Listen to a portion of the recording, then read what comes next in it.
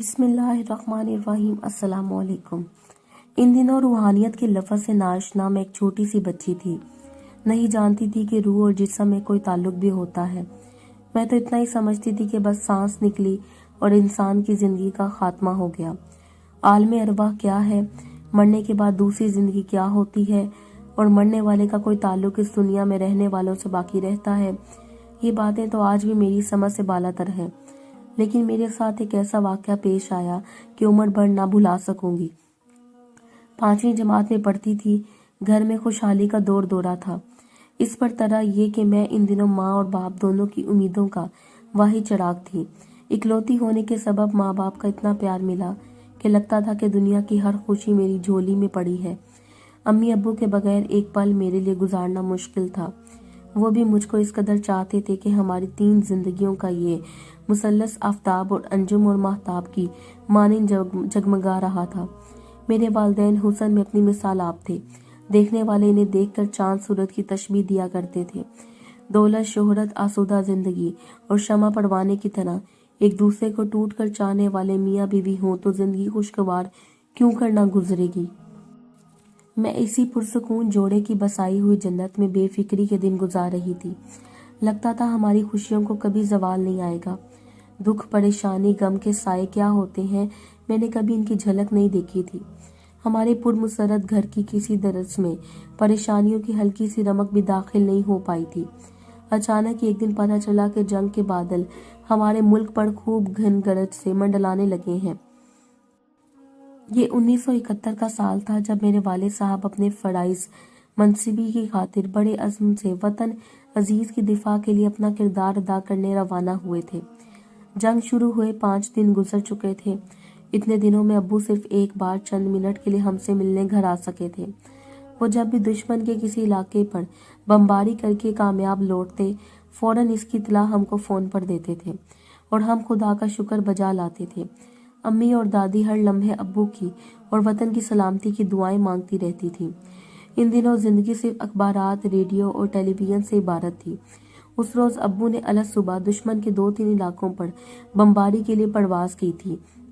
अपने मिशन पर रवाना होने से पहले इन्होंने फोन पर अम्मी और मुझसे बात की थी। हमें तसल्ली देते हुए अपने कामयाब और बामुराद लौटने की उम्मीद जाहिर की थी।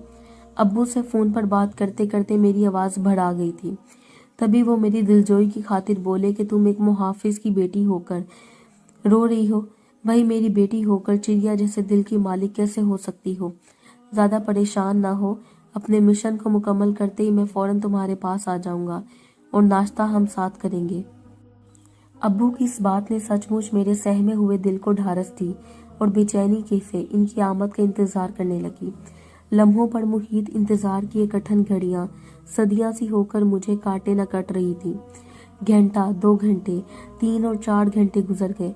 अब्बू का ना फोन आया ना वो खुद आए। इनके ऑफिस में फोन करके मालूम करना चाहा, मगर वहां भी किसी को इल्म ना था। दोपहर गुजर गई, शाम हो गई, रात की तारीकी हर सू फैल गई, लेकिन अब्बू को ना आना था ना आए। मैं और अम्मी सख्त परेशान थे।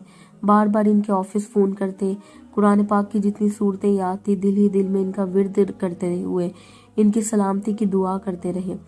दूसरे दिन का सूरज भी तुलू हुआ और फिर शाम ढले। दूर कहीं उफक के इस बार गुरूब हो गया। इस दिन गुजरते रहे सकूत मशरिकी पाकिस्तान का सानहा रोनमा हो गया। हमारे हजारों जरी फौजी दुश्मन के नरखे में फंस गए। आए दिन कैदियों के नामों का ऐलान होता, लेकिन इनमें मेरे अब्बू का कहीं नाम ना होता।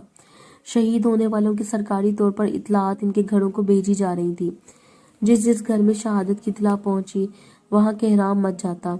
हमारे इलाके में चौके सब वतन के मुहाफिजों के ही घर थे, इसलिए हर घंटे 2 घंटे बाद किसी न किसी के घर शहादत की इतला आ जाती थी। इंसान अपने जज्बात को कितना भी काबू में रखने की कोशिश क्यों न करे, मगर जज्बात पर बंद तो नहीं बांधा जा सकता और ना आंसुओं को बहने से रोका जा सकता है। पास पड़ोस में अक्सर घरानों में शहीदों के लिए फातिहा ख्वानी होती, कुरान पाक के खत्म होते और लोग पुरसाद देने आते थे। ये सब देखकर हमारा दुख और बढ़ जाता। मैं कहती, अम्मी कितने बदनसीब हैं, अब्बू को जिंदा समझकर ना तो खुश हो सकते हैं और ना इनको शहीद समझकर फातिहा के लिए हाथ बुलंद कर सकते हैं। ये लोग जिसको इत्तलात मिल जाती है, कम से कम इनको एक कश्मकश तो नहीं रहती। کہ जाने हमारे प्यारे किस जगह किस हाल में है, या इन पर क्या बीती है, कब लौटेंगे वो।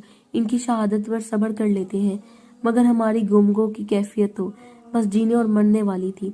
इन दिनों मुझे अब्बू की याद शिद्दत से आया करती थी। चुपके चुपके खुदा से दुआ मांगती, ऐ अल्लाह अब्बू के बारे में बस सही सूरत हाल से आगाह कर दे। वो जिंदा तो है, अगर शहीद हो गए हों तो भी हमें इसका इल्म हो जाए, और मेरे रब हमें हौसला और सब्र भी देना। मैं अक्सर शाम को अकेली टहलती हुई दूर तक निकल जाती। चूंकि हमारा इलाका अलग थलग था, लिहाजा किसी किस्म का डर खौफ यहाँ नहीं था। मेरी मारीपुर के इस इलाके में रात तो क्या, दिन को भी दूर दूर तक रश नहीं होता था और कोई नजर नहीं आता था। मुझको यहाँ चहल कदमी करने से कोई मसला ना था। अकेली यूं ही वॉक करती दूर तक जा निकलती। इस रोज चहल कदमी करते अब्बू बहुत याद आ रहे थे। रास्ते भर इनके बारे में सोचती जा रही थी। शाम के साए गहरे होने लगे तो मैंने वापसी का सोचा। आहिस्ता आहिस्ता कदम उठाती हुई घर की सिमत आ रही थी कि मान अब्बू की छवि जहन में उभरी और आंखों से आंसू की जुड़ी लग गई। इस रोज कितने दिल से इनको याद किया था कि एहसास हुआ कि वो मेरे साथ चल रहे हैं। कुछ देर चलती गई तो एहसास हुआ कि कोई मेरा ताक़ुब कर रहा है। मैंने जल्दी से पलट कर देखा, मगर वहाँ कोई ना था। सोचा वहम है ये मेरा। ये सोचकर मैंने घर की राह ली और कदम तेज कर लिए। थोड़ा सा आगे चली होंगी कि फिर मुझे किसी के साथ चलने का एहसास हुआ। कबल इसके कि पलट कर देखती, खुली आंखों से क्या देखती हूँ, अब्बू मेरे सामने खड़े हैं और वर्दी पर खून लगा हुआ है, मगर चेहरे पर तकलीफ नहीं है। मुस्कुरा रहे हैं, लबों पर दिलकश खफीफ सी मुस्कुराहट है, चेहरे पर सुकून है। लब हिलते हैं, कुछ कहना चाहते हैं मगर कह नहीं पाते, चुप हो जाते हैं। खून सर के बालों में लगा हुआ था और खून की लकीरें माथे से बहकर चेहरे पर आकर जैसे सर पर जख्म लगे हों। मैं इनसे सवाल करती हूँ, अब्बू क्या आप शहीद हो गए हैं? वो मनमोहनी हल्की सी मुस्कुराहट के साथ असबात में सर को हिलाते हैं। अब्बू क्या आप यही बताने आए हैं? इनके लब जंबिश करते हैं हाँ के अंदाज में, मगर आवाज मुझ तक नहीं आती। लबों की जंबिश से बात को समझ जाती हूँ। अच्छा अब्बू घर चलिए। मैं वफूरे जज्बात से इनके गले से लग जाने को आगे बढ़ती हूँ तो वह हाथ के इशारे से मुझे रोक देते हैं। फिर घर की तरफ इशारा करते हैं, मतलब ये कि बस आप घर जाओ। तभी मैं कदम इनकी तरफ बढ़ाती हूँ और वो मेरी नजरों से ओझल हो जाते हैं। मैं शिशत खड़ी थी, सोच रही थी कि खुली आंखों से जीते जागते मैंने क्या देख लिया, अपने वालिद को कैसे देख लिया, जिंदा मगर जख्मी। इनसे कलाम भी किया, इन्होंने जवाब भी दिया बगैर बोले, और इनके जवाब को मैंने समझ भी लिया। या अल्लाह, ये तूने मुझे जागती हालत में क्या दिखा दिया। कैसी अनहोनी के कोई और तो यकीन करेगा ही नहीं। इस बात का मुझे खुद भी यकीन नहीं आ रहा था। दिन रात एक ही बात सोचती थी, अब्बू कहाँ है, किस हाल में है। मैंने इनको देखना है, इनसे मिलना चाहती थी। शदीद आरज़ू थी इनसे मुलाकात की। दिन रात दुआएं करती थी, या अल्लाह मेरे अब्बू जहाँ भी हैं सलामत रहे। और फिर घर के रास्ते में मेरी जागती आंखों से इनको जिंदा सलामत मैंने देख लिया। किस हाल में थे ये भी देख लिया। गोया मेरा इनसे रूह का ताल्लुक कायम हुआ था। लम्हा भर तो मेरी दुआ भी कबूल हो चुकी थी कि जहाँ हो जिंदा सलामत हो। तो उन्होंने मेरे रूबरू आकर बता दिया कि मैं शहीद हूँ और जिंदा सलामत हूँ, कि शहीद मरा नहीं करते। यहाँ तक कि इनको रिस्क भी अल्लाह की तरफ से मिलता रहता है। ये एक मौजज़ा था, मेरे दिल से निकली दुआ का असर था। जो मैं जानने को बेताब थी वो जान गई। इन्होंने खुद आकर मुझे अपने बारे में इतला दी थी ताकि मेरा इस्तराब ख़त्म हो और सुकून मिल जाए। इनकी नज़रों से ओझल हो जाने के बाद कितनी ही देर में आंखें फाड़ फाड़ कर इस रास्ते को देखती रही। मेरी निगाहें इनको तलाश करती रही, मगर वो नजर ना आए। रूह का रिश्ता बस एक साथ को कायम हुआ और फिर टूट गया। हामती कामती बमुश्किल घर पहुंची। घर आकर अम्मी को सारा वाक़या सुनाया। मुमकिन है कि लोग इस वाक़े पे यकीन ना करें, लेकिन जो मैंने देखा महसूस किया इस पर मुझे पूरा यकीन है कि मैंने इनकी एक झलक जिंदा हालत में देखी थी। इसमें तसव्वुर या ख्वाब का दखल नहीं है। ताहम आज भी मैं इस गति को हल नहीं कर सकी कि मरने वाले की रूह क्या वाकई अपने किसी जिंदा प्यारे रिश्तेदार से राब्ता करती होगी, या रूहें वाकई इस दुनिया में वापस आ सकती हैं।